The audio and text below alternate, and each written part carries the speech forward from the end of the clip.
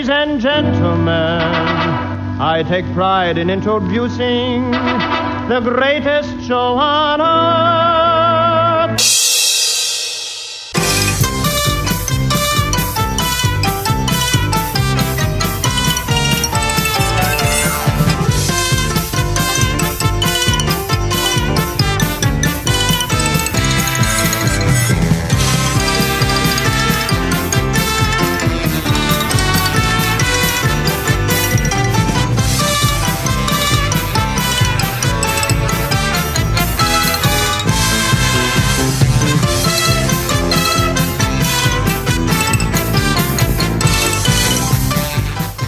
Welcome to the Uncle Floyd Podcast. My name is Scott Gordon.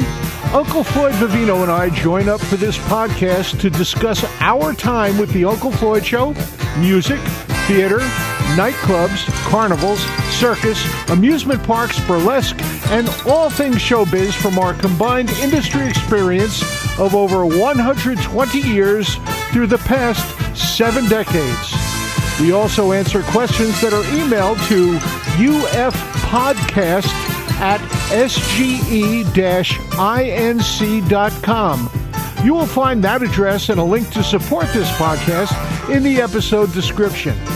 Join Uncle Floyd and me, Scott Gordon, now for this episode of the Uncle Floyd Podcast. Well, here we go with podcast number 7. This is number 7, which is right before podcast number 6 and after podcast number 5. Well, somewhere in there. Scott Gordon, my engineer and trusty co-host, is here with questions from the listeners' lounge. Yes, we do. We have questions. I have 2 questions from Susie Tannenbaum, one for you and one for me. Okay, do you first. Do me first. Scott, please tell us how you met Les Paul and what kind of influence he had on your life.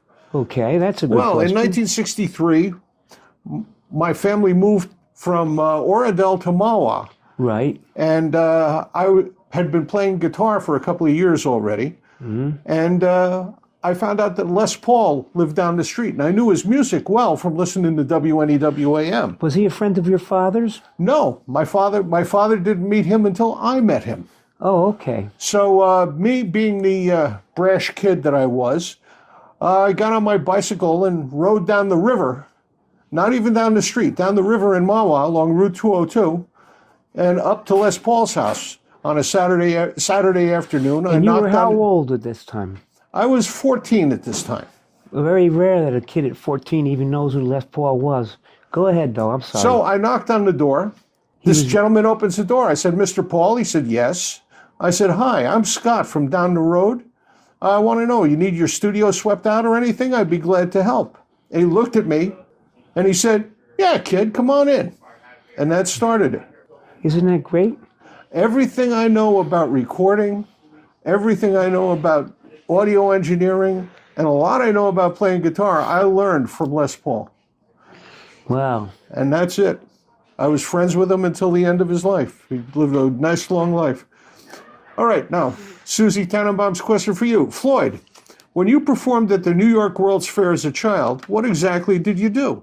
Was a tap dancer. It was you and your brothers. That's right, the 3 of us. What memories stand out for you from the World's Fair overall? The pay was terrible. Worse than Uncle Floyd, it was terrible pay. What else did you see while you were there? Did you go to any of the other events? Or? No, my father wanted to go home. We saw us and that was it. From Bruce Wingate, are there any character voices that you still occasionally do just for your own amusement? Yes, the show amuses me to this day myself. I like Mr. Grouch. If I could have, I always joke with Scott Gordon and some of the other cast members when we're off the set. If I had dinner, who I'd invite Mr. Grouch over for dinner. That must have been fun. Did he complain about everything? Everything. Gee. You call this turkey? You don't know what a turkey is. And from our buddy Dominic Nunziano down in Virginia, what years do you consider the peak years of the Uncle Floyd Show? 1974, 5, and 6. Yeah, we had a lot of fun at that time. We were left alone, too. Yeah. I didn't show up until late 1976, so it must have been much better bfoore I was there. No, you added another dimension to the show. You were good. All my people were hand-picked. Nobody just really wandered in like we say in publicity. From Fred Velez. David Bowie was a big fan of the show. Was there a reason why he never appeared on the show? Yeah, we were embarrassed to tell him there was no money. Okay, got questions from the Colettis. From Diana Coletti. Where did the character of Mrs. Jambalone come from? I love her costume. She lived in a couple blocks away at the time. No, just like an old Italian lady we played. Charlie Stoddard did her. He acted her part on radio and on TV. And John Coletti wants to know, did we put out many records besides the album? No, 945s. 945s. In the album. On the Bioya label. Right. It was Lenny and Louis Argisi's studio in Totowa. They're both passed, too. The studio got flooded. There was a big flood from the river. Oh, yeah. They lived right on the river, Passaic River. That destroyed all the master tapes from the 45s and the album. You call them masters, we call them mother tapes, too. What is the right word to use, the mother tape or the master? The master tape are the actual studio recordings. The mother tape is the one they used to cut the record from. Oh, so I'm right on both accounts. All right, that's good enough, Scott. Is that your phone? I don't know what that is. That goes on every now and then. This little song comes on. I think that's your phone. You want to get it? It'll stop by the time I get there. All right. Let's move on, or we'll just listen to this forever. Oh, we can't do this while that's going. Because Well, can't we that's louder disconnect than it? us. Can't we turn that off? Let me see if I can get it.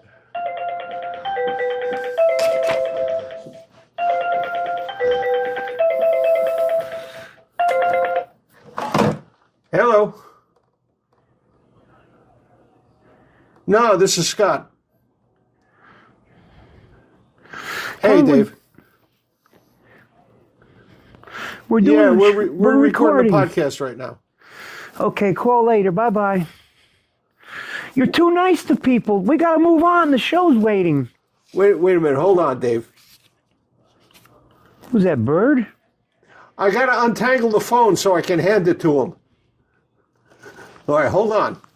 Well, you just tell me what he says and I'll do it. He wants to talk to you. Who is it? Bird? What the hell is with this phone here? Well, give me the phone quick. Every time there's a phone around you, the wire gets tangled up. David? You there? He's not there. Hang up. Now we got a question from Steve Hanneman. Go ahead. Did the crew ever go too far when harassing you while you were playing the piano? And did you get angry? Yes. Many occasions. I got hit and hurt. Many times I got a scar on my head from the show. Pat Cupo threw a metal pot at me. A ceramic pot, whatever it was called. That was a drawer from a refrigerator. Metal drawer from inside a refrigerator that the vegetables go in. All right, now we got a question from Richard La Barbiera. What was the worst act on your show ever, either musically or personally? Scott Gordon Day. Did we have a Scott Gordon Day? I don't remember a Scott Yeah, Gordon Jeff Friedman, the director, cut it out, though. He said, Floyd, this is terrible. We can't put this on. This is the worst thing I've ever seen on TV. And then he says, what do you think, Weenie? And she goes, ditto. Well, we have a couple of questions about Soupy Sales from our good buddy Hal Gold. Well, that's the whole thing. Yeah, that's what Al Goldstein. Go ahead. How influential was Soupy in what eventually became the Uncle Floyd Show? Nothing at all. Actually, I didn't watch the Soupy Sales show. I used to watch Sandy Becker was my favorite. I spoke to Soupy about this a lot. I watched Sandy Becker and Chuck McCann. Yeah, Chuck McCann, too. I couldn't think of his... Chuck McCann and Sandy Becker were my two favorites. Well, then there was Tommy 7. East side, west side, all around the town, the kids love Tommy 7. He's their favorite TV clown. He's got a push cart of magic, some tricks and lots of toys. His name is Tommy 7. He's for all the girls and boys. And what about Johnny Jellybean?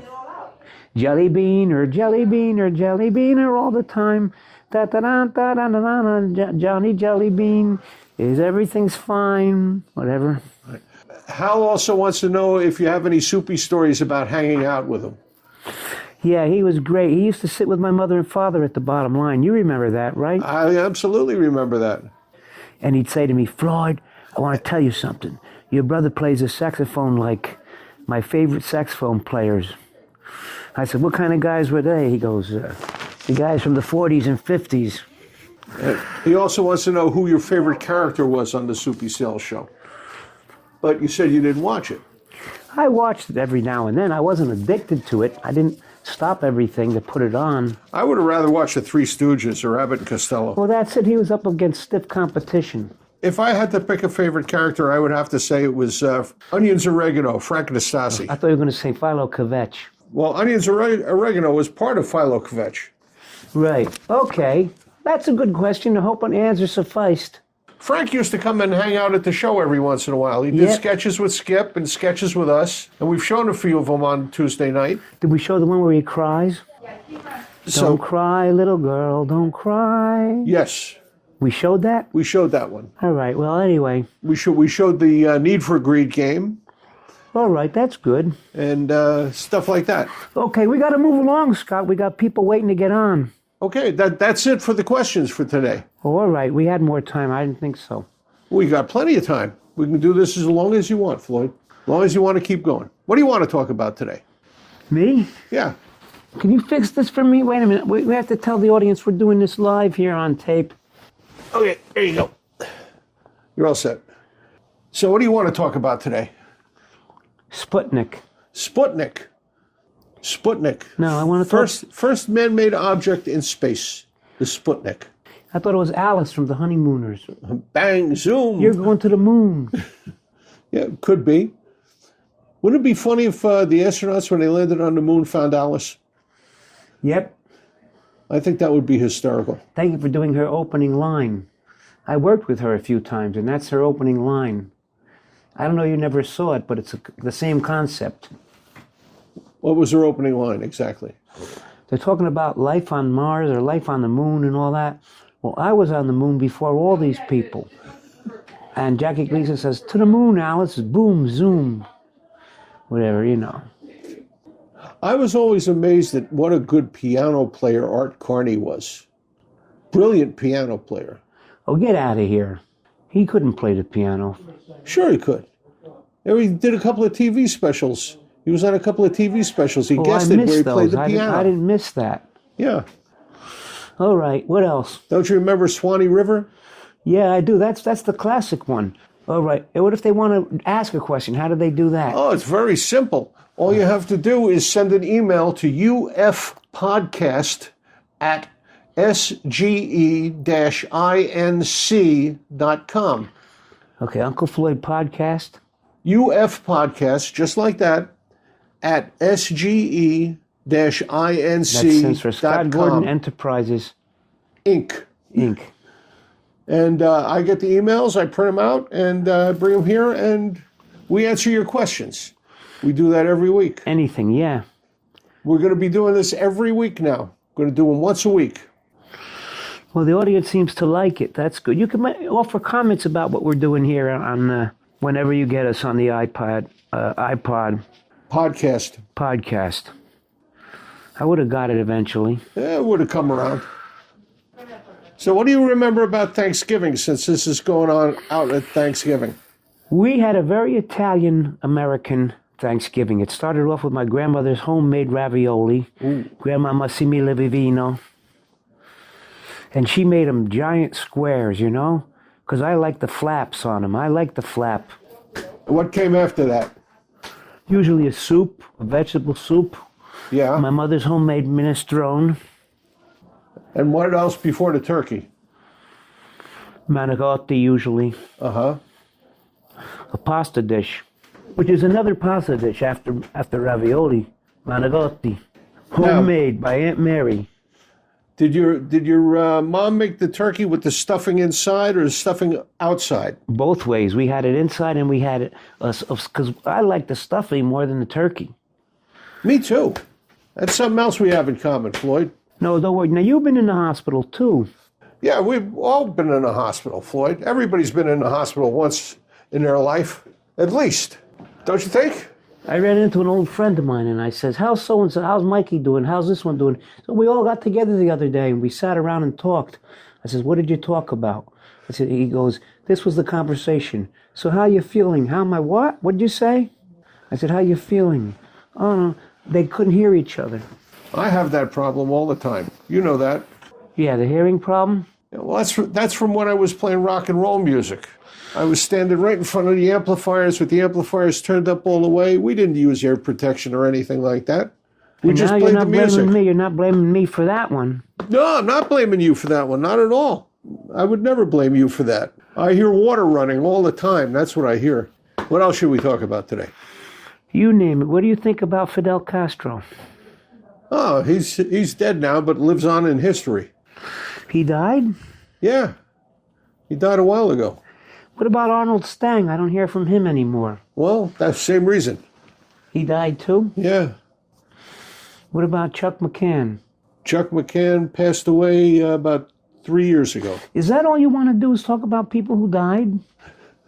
You're the one bringing them up. I'm not bringing them up. They're staying down there where they are. Yeah, I guess so. That's the one great thing we all have in common. We all die. We're born and we die. That's it. And while we're here, we've got to have fun. And you got to fix this towel for me. Whatever you have on me here. This sheet. Where'd you get this sheet? From that store that has all the sheets in it? What's the name of that place? It's the Sheet House. The Sheet House. Yeah. Good. You remembered a joke from years ago. That works. I wish I did. Bring this over here so it's not your face. You've been out of work so long. When you retired, the unemployment office gave you a gold watch. That's right. Remember those jokes? Yeah. Well, that's the thing. We always worked for ourselves in most cases. Self-employed, that's right. They try and get unemployment. When you're self-employed, they look at you and laugh. I know, because I figure you're lying. I got a comment on the phone, because not everybody writes in mail.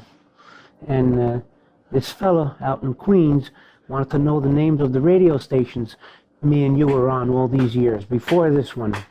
We both ironically started on WHPI, Hoyt Brothers International. Long time ago. 105.9 on your FM dial. 80 Riverside Drive, New York City, Manhattan. And I was on one before that. On the same station? Nope. I was on WNCE, Newark College of Engineering Radio. Well, if you want to go back that far, I was on with Brian Jackson's station. Well, I was the one in Brian's bedroom, right? Or basement. We don't talk about that, Scott. Okay. Then we're not talking about it. Our wife says don't talk about that on the air. All right. After HBI, Hoyt Brothers International came ASB, American Standard Broadcasting. Then I can't think of the next station. Help me, Scott. Wasn't it WKER? Yes. WKER was after that. Then WKER. Which became... WGHT. Well, yes, it did. WGHT was the TV station. The TV station was WBTB, then WGHT. Go ahead. Oh, no, WGHT, you're right. That was a radio station. Don't tell me I don't know what I'm talking about. That was. WKER changed to WGHT. That's right. And then from there we went to WRTN. Right. And WVOX. VOX, AM and FM, New Rochelle, New York, 1460 AM dial. And then we went to WFDU. We're still there. No, we're not. We're not? Nope. When'd they get rid of us? They got rid of us the end of last year. The end of 2023. No wonder when I go there, they won't let me in the building. And then we went to Stage It. Stage It? I don't remember that. This was the Uncle Floyd Show. That wasn't a radio show, but that's our Tuesday night. Oh, for God's sake. Tuesday at 8, we have a date. And now we have a podcast. All right, so that's podcast number 7. We'll see everybody next time. Anything you want to say in closing, Floyd? Again, thank you all for your cards of encouragement. Some people even sent money, which is unbelievable. We have a donation tab. We have a donation tab on the description of this podcast. If you want to help support us, you can go there and going right to the doctor. Make a donation. It helps pay for doing this podcast. And it helps paying doctor bills. I have tremendous doctor bills for all this. Thank you again, Scott. Tuesday at 8, we have a date. Tuesday at 8, we have a date for This Was the Uncle Floyd Show. And keep your eye on the podcast subscription, and you'll know when the next one of these comes up. They'll let you know. And if you want to tell your friends how to get here, just tell them to go to unclefloyd.podbean.com. That's podbean.com. And if you want to send us an email with a question, just send it to ufpodcast@sge-inc.com. And it gets right to me, and I bring it over here, read to Floyd. We answer your questions about the show or anything about show business. Any part of show business, we'll be glad to answer. Very good. All right. So, see everybody next time. At Tuesday, we have a date. This program was produced in the studios of Scott Gordon Enterprises, Incorporated in Paramus, New Jersey.